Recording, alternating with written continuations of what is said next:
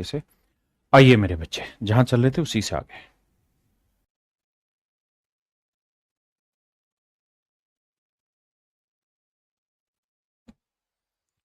देखिए मेरे भाई, सवाल में ये कह रहा है, यदि साधारण ब्याज की दर से वर्तमान वर्ष में simple interest is 6 ratio principal and amount, कहता है आज के टाइम में प्रिंसिपल और अमाउंट का जो रेशियो है मेरे प्यारे बच्चों, वो 6:13 है।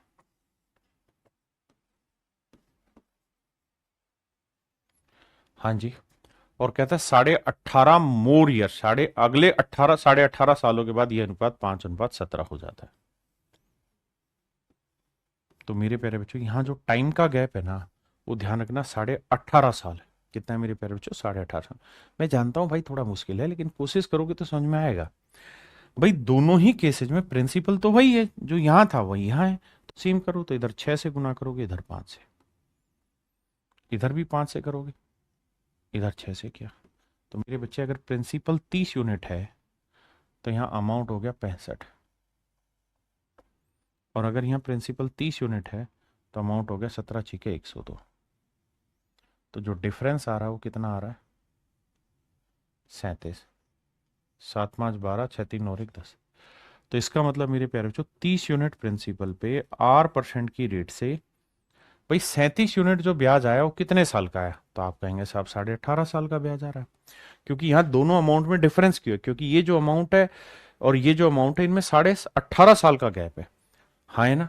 18.5 साल का यही आ रहा है ना भाई, 7×5 = 12 और 6×3 = 10। ठीक है। अब 18.5 साल को सेट करेंगे तो भैया 18.5 साल का मतलब 18×2 = 36 और 37/2 साल का। तो मेरे प्यारे बच्चों, ये जो 37 यूनिट गैप आया है, ये आया 37/2 सालों की वजह से। तो 37 से 37 काटा, 2 पलट के एक ऊपर आएगा, तो 1 साल का जो ब्याज आएगा वो 2 रुपए निकल के आएगा, या 2 यूनिट। तो हम कहेंगे 30 रुपए पे 8% की रेट से 1 साल का जो ब्याज है वो है मेरे प्यारे बच्चों 2 यूनिट। जीरो। तो रेट आ जाएगी 20/3। 20/3 का मतलब हुआ 6 सही 2/3%। Option C. Option C is your correct answer.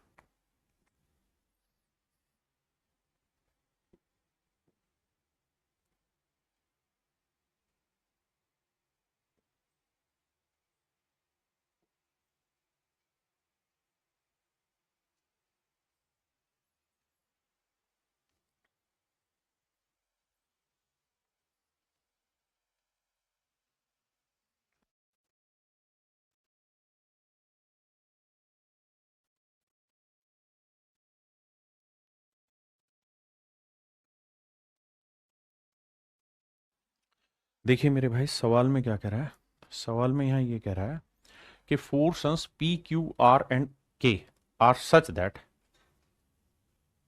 कहता है 4 राशियां हैं P, Q, R और K, इस तरह से कि P Q का ब्याज है, Q R का ब्याज है और R K का ब्याज है। यदि इन तीनों स्थितियों में समय समान हो तो P=K का रेशियो बताना है। देखिए मेरे प्यारे बच्चों, एक एक लाइन पकड़ के चलते हैं। पहली लाइन में कह रहे हैं P जो है वो Q का ब्याज है। P is interest of Q, तो Q प्रिंसिपल है मेरे प्यारे बच्चों, बिल्कुल ठीक है। रेट R% लगा लेते हैं, R तो लिखा रखा है, तो रेट कुछ और ले लेते हैं भैया, X ले लेते हैं। रेट रेट X% हो गया, और टाइम तीनों ही जगह पे सेम है, तो मान लेते हैं टाइम हर एक जगह एक ही है, बटा 100। तो ये आया मेरे प्यारे बच्चों P। आपने कहा ठीक है साहब। अब अगली स्टेटमेंट में कह रहा है कि Q जो है वो R का ब्याज है। Q is the interest of R। Q जो है वो R का ब्याज है, यानी R इंटू रेट X हो गया। टाइम एक ही मान लेते क्योंकि टाइम सारी जगह सेम है, और बराबर Q is the interest of R। आखिरी लाइन में कह रहा है कि R जो है वो K का ब्याज है। R जो है वो K का ब्याज है। R is the interest of K, नहीं सॉरी, R K का ब्याज है, माफ करिए, यहाँ K आएगा और यहाँ वैल्यू आएगी R। पहले आप सिंपली इतनी बात समझिए, फिर आगे बढ़ेंगे। अब अगर आप समझ गए मेरे बच्चे, तो इस बात को ध्यान से देखिए कि ये x की जो वैल्यू होगी ये होगी मेरे बच्चे 100p अपॉन q। यहां x की जो वैल्यू होगी वो होगी 100q अपॉन r, और यहां मेरे प्यारे बच्चों x की जो वैल्यू होगी वो होगी 100r अपॉन k। हाँ है ना? क्या आप मेरी बात समझ पाए? और तीनों के तीनों मेरे प्यारे बच्चों आपस में बराबर हैं, क्योंकि तीनों ही चीजें क्या हैं, तो आप कहेंगे तीनों ही x हैं, क्योंकि हमने तीनों ही केस में x की वैल्यू निकाली। आपने कहा जी ठीक है। अब देखेंगे तो 100 से 100 गया, 100 से 100 गया, ये बात भी सही है। अब मेरे प्यारे बच्चों मैं क्या करता हूं, सबको पहले इतनी बात समझो फिर आगे बताता हूं।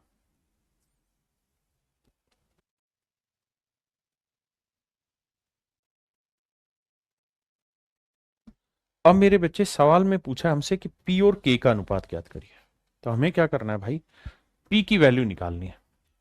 तो यार P की वैल्यू निकालें यहां से इन दोनों इक्वेशन से, तो P की वैल्यू क्या आ जाएगी साहब, Q को Q से करेंगे Q स्क्वायर अपॉन मार, तो P की वैल्यू आएगी है। और मेरे प्यारे बच्चों अगली वैल्यू हमें किसकी निकालनी है, अगली वैल्यू निकालनी K की। तो K की वैल्यू निकालनी है यहां, तो ध्यान देना K की वैल्यू क्या होगी, तो इन्हें गुना करेंगे मेरे बच्चे Q के इक्वल टू आर स्क्र, तो मेरे बच्चे के की वैल्यू आएगी आर स्क्र अपॉन क्यू। बिल्कुल ठीक है, तो के की value I R square upon Q. बिल्कुल ठीक है। अब मेरे प्यारे बच्चों मुझे P इज टू के निकालना था, तो Q से इधर गुना करो, R से इधर गुना करो, तो ये आएगा Q क्यूब, और ये आ जाएगा मेरे प्यारे बच्चों R क्यूब। ये मेरे सवाल का करेक्ट आंसर होगा, और यही आपसे पूछा हुआ था कि भाई इनका रेशियो निकाल के बताइए क्या होगा। तो रेशियो आएगा Q cube is to R cube, Q cube is to R cube. तो मेरे प्यारे प्यारे नन्हे मुन्ने बच्चों मेरा राइट आंसर जो होगा वो होगा Q cube is to R cube, Q cube is to R cube, ये मेरा राइट आंसर होगा। हाँ जी। अब आते हैं मेरे प्यारे बच्चों टाइप 8 पे। टाइप 8 में क्या होगा कि रेट में कुछ परसेंटेज इंक्रीज कर देगा, कि भाई रेट अगर मान लो 2% ज्यादा होती, 3% ज्यादा होती, ऐसा सवाल पूछेगा। आइए जरा, सवाल कह रहा है कि साधारण ब्याज की किस दर से कोई धनराशि 2 वर्ष के लिए निवेशित की गई। कहता है साधारण ब्याज की किसी दर से कोई धनराशि, मान लीजिए P रुपए है, किसी सर्टेन रेट से 2 साल के लिए इन्वेस्ट की गई, 2 साल के लिए इन्वेस्ट की गई। यहां R% रेट थी, यहां जो रेट हो गई वो 1% ज्यादा है, R+1% रेट से इन्वेस्ट की गई। तो कहता है कि उसे 24 रुपए ज्यादा ब्याज मिलता है, पहले से 24 रुपए मेरे प्यारे बच्चों ज्यादा ब्याज मिलता है। इसका मतलब ये हुआ कि यहां P रुपए पे पहले R% इंटरेस्ट मिल रहा था, यहां P रुपए पे R+1 इंटरेस्ट मिल रहा है। तो यहां रेट ऑफ इंटरेस्ट का गैप कितना है, 1%। तो P रुपए पे 1% की वजह से, यानी जो ये रेट 1% बढ़ी है ना, इसकी वजह से 2 साल में जो इंटरेस्ट एक्स्ट्रा एक्स्ट्रा मिल रहा है मेरे भाइयों, वो हमें मिल रहा है 24। तो प्रिंसिपल जो निकल के आया मेरे प्यारे बच्चों वो आया 1200 रुपए। तो मूलधन आया मेरे प्यारे बच्चों 1200 रुपए। हाँ जी।